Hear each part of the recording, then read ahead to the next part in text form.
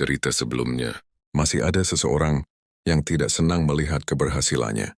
Sejak menang, Arga semakin disukai teman-temannya. Tetapi, ada satu anak bernama Dimas yang justru semakin tidak menyukainya. Dimas berasal dari keluarga berada. Ia terbiasa mendapatkan apa yang diinginkannya. Ia merasa dirinya lebih pantas menjadi juara. Suatu pagi, Dimas menghampiri Arga. "Selamat ya, juara 1." Nadanya terdengar seperti mengejek.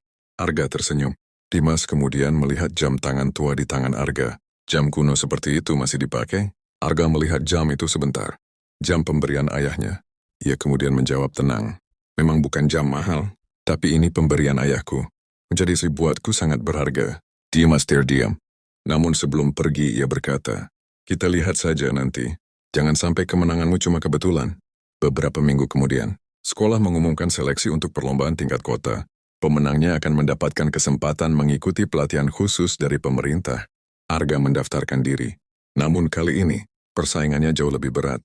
Ada anak-anak dari sekolah terbaik di kota. Arga belajar lebih keras. Pagi membantu ibu, siang sekolah. Malam belajar sampai larut. Tubuhnya mulai kelelahan. Suatu malam, Arga ketiduran. Ibunya yang melihat itu langsung mematikan lampu belajarnya. "Sudah cukup, nak. Kamu harus istirahat."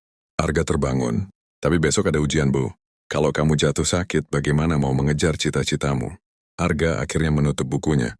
Namun malam itu, ia diam-diam merasa takut. Ia mulai bertanya pada dirinya sendiri. "Apa aku benar-benar mampu?" Hari seleksi tiba. Arga duduk di dalam ruangan ujian. Soal pertama, kedua, masih bisa, tetapi semakin lama, pertanyaannya semakin sulit. Tangannya mulai berkeringat. Waktu terus berjalan. Di sisi lain ruangan, Dimas terlihat sangat tenang. Arga menatap jam pemberian ayahnya. Ia teringat sebuah pesan. Waktu tidak boleh disia-siakan. Ia kembali membaca soal dari awal. Perlahan, hingga bel tanda waktu habis berbunyi. Semua peserta mengumpulkan jawaban. Arga keluar ruangan dengan risau. Ia tidak tahu apakah dirinya berhasil. 3 hari kemudian, hasil seleksi diumumkan. Seluruh siswa berkumpul di lapangan. Kepala sekolah membawa sebuah amplop. Juara pertama seleksi akademik tingkat sekolah. Semua murid menunggu. Arga Pratama, teman-temannya langsung bertepuk tangan. Namun, Arga tidak langsung tersenyum. Ia justru menatap Dimas. Dimas berdiri dengan wajah kecewa. Tetapi kali ini, Dimas tidak mengejek. Ia hanya berkata pelan, "Selamat." Arga mengangguk. "Terima kasih."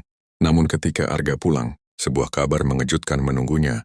Ayahnya mengalami kecelakaan kecil saat bekerja. Tidak parah. Tetapi ayahnya harus berhenti bekerja. Arga melihat ayahnya terbaring di rumah. Ia merasa cita-citanya seperti harus berhadapan dengan kenyataan hidup. Ia memandang seragam sekolahnya. Kemudian melihat ayahnya. Dalam hati ia berkata, "Kalau aku harus berhenti sekolah untuk membantu keluarga, apakah aku masih bisa menjadi polisi?" Dan malam itu, Arga menghadapi pilihan tersulit dalam hidupnya.